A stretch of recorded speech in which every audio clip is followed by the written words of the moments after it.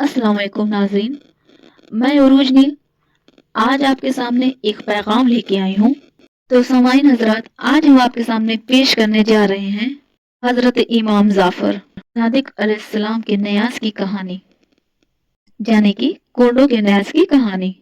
तो सुनकर आप सबका ईमान ताज़ा हो जाएगा, जिससे आपको कुंडे के न्यास की हकीकत भी मालूम पड़ेगी।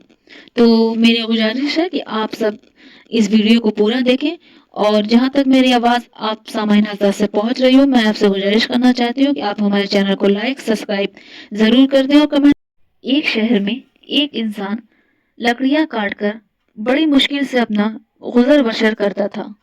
यहाँ तक कि उसकी हालत ये हो गई थी कि दिन पर दिन उस पर कर्ज चढ़ता रहा। एक दिन उसने अपनी बीवी से कहा कि क्यों ना मैं दूसरे शहर जाकर मेहनत करूं और काम ढूंढूं, ताकि हमारा कर्ज उतर जाए और हमारी हालात बेहतर हो जाए। तो उसकी बीवी ने कहा, अगर आपकी ये मर्जी है तो ठीक है, मैं आपके लिए दुआ करूंगी, यकीनन अल्लाह हमारी मदद फरमाएगा। बस वो शख्स वहां से दूसरे शहर को जाने के लिए निकल गया, और उस शहर में उसने बहुत काम ढूंढे पर उसे कोई काम नहीं मिला। और फिर उसने वही लकड़ियां काटनी शुरू कर दी और अपना गुजर बसर करने लगा। अब उसने सोचा कि कुछ पैसे जमा कर लूं और उसके बाद मैं अपने वतन जाऊंगा।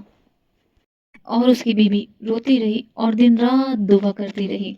जब उसके घर में कुछ भी ना बचा तो वो गुजर बसर करने के लिए शहर के वजीर के पास गई और उसने कहा, मैं गरीब हूँ, लाचार हूँ, मुझे अपने घर में थोड़ी सी जगह दे दो और मैं तुम्हारा काम भी करती रहूंगी, बस मुझे 2 वक्त की रोटी दे दिया करना।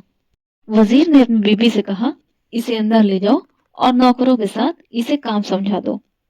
वो औरत वजीर के घर में मेहनत व मुशक्कत से दिन रात काम करती रही, रोती रही, वह अपने शोहर के लिए दुआ करती रही। इसी तरीके से दिन महीने में गुजरा और महीने साल की तरफ बढ़ने लगे, लेकिन उसका शौहर अभी तक नहीं आया।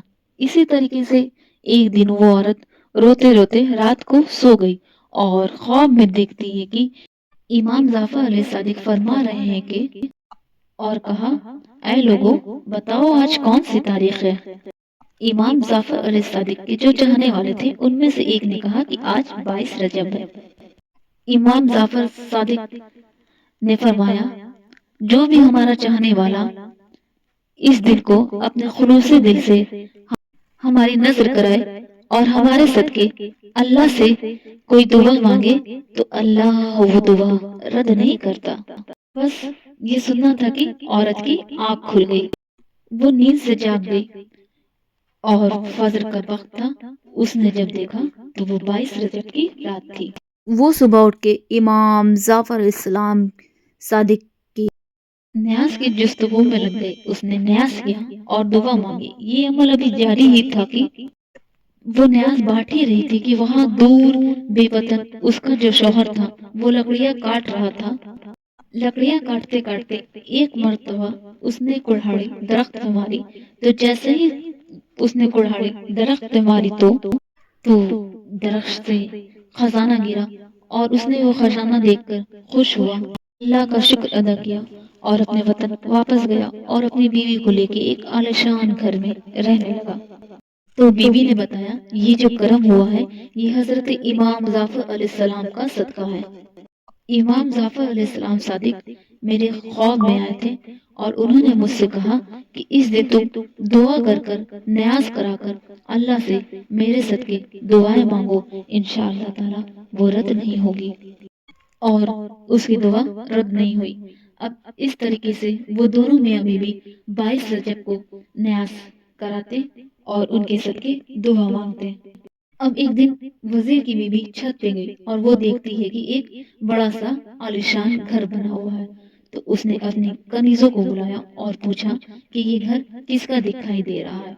उसकी कनीजों ने कहा, मोहतरमा, जो आपकी कनीज थी जिसका शौहर लकड़ियां काटने वतन से दूर गया था, ये उसका ही घर है, ये उसका ही मकाम है। ये सुनकर शहजादी ने कहा शहजादी ने कहा, इतना बड़ा महल कैसे बना? जाओ उस औरत को बुला कर लाओ। और कनीज़ें जाती हैं और उस औरत को बुलाकर लाती हैं। वो औरत जनाब صادق علیہ السلام کا پورا واقعہ ان لوگوں کے سامنے بیان کر دیتی ہے۔ نیاز کا، خواب کا خلوص دل سے وزیر کی بیوی کو بتاتی ہے کہ امام نے کہا تھا اس تاریخ کو نظر کرو، اور میں نے دل سے نظر کی، اور ماشاء اللہ سے اللہ تعالیٰ نے مجھے اپنی رحمتوں سے نواز دیا۔ وزیر کی بیوی من ہی من کہنے لگی، اتنا بڑا جھوٹ میں نے کبھی نہیں سنا، یقیناً اس کے شوہر نے کہیں نہ کہیں چوری ضرور کی ہوگی، اور یہ میرے سامنے کہانیاں بنا رہی ہے۔ وہ عورت تو وہاں سے چلی گئی، لیکن وزیر کی بیوی کا دن دن پہ دن بدلنے لگے۔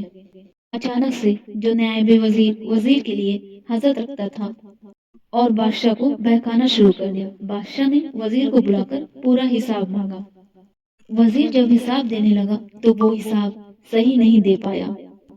نائب وزیر نے کہا، اے بادشاہ سلامت، میں نے آپ سے کہا تھا نا کہ یہ آپ کی پیٹھ پیچھے آپ کو نقصان پہنچاتا ہے۔ یہ سن کر بادشاہ کو جلال آ گیا، اور بادشاہ نے وزیر کو نکال دیا اور کہا، جاؤ، اب تم حکومت کے محل میں نہیں رہو گے، جاؤ اپنے لیے کوئی اور کام ڈھونڈ لو۔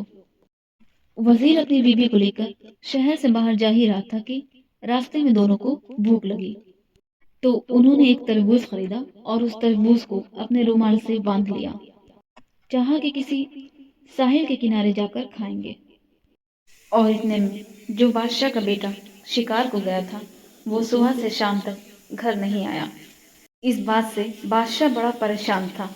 اتنے میں نائب وزیر نے کہا، بادشاہ سلامت، آپ نے جس وزیر کو نکالا ہے، مجھے لگتا ہے کہیں اس وزیر نے شہزادے کو کوئی نقصان تو نہیں پہنچا دیا۔ یہ سن کر بادشاہ کو بڑا غصہ آیا۔ اس نے سپاہیوں کو بلایا اور کہا کہ جاؤ اس وزیر کو پکڑ کر ہمارے پاس لے آؤ، میں اسے نہیں چھوڑوں گا۔ سپاہی وزیر کو ڈھونڈتے ڈھونڈتے وزیر کے پاس آئے اور پوچھا کہ شہزادے کہاں ہیں؟ وزیر نے کہا، مجھے کیا معلوم، مجھے نہیں پتا۔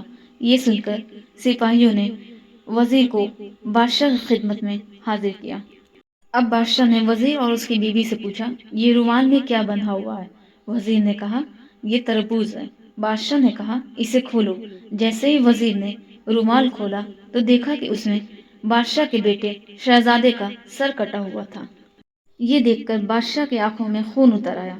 بادشاہ نے سپاہیوں سے کہا، وزیر اور اس کی بیوی کو قید کرو، صبح ہوتے ہی ان دونوں کے تن کو ان کے سر سے الگ کر دیا جائے گا۔ وزیر روتا رہا اور بادشاہ سے کہتا رہا کہ میں نے کچھ نہیں کیا، لیکن بادشاہ نے اس کی ایک نہیں سنی اور دونوں کو قید خانے میں ڈلوا دیا۔ وزیر اور اس کی بیوی دونوں روتے رہے، اور روتے روتے وزیر نے کہا کہ اچانک سے ہمارے ساتھ اتنا برا کیوں ہو رہا ہے؟ یقیناً ہم سے کوئی بہت بڑا گناہ ہوا ہے، اور یہ اسی کی سزا ہے۔ اتنے میں وزیر کی بیوی رونے لگی اور روتے روتے کہنے لگی، گناہ آپ سے نہیں، مجھ سے ہوا ہے۔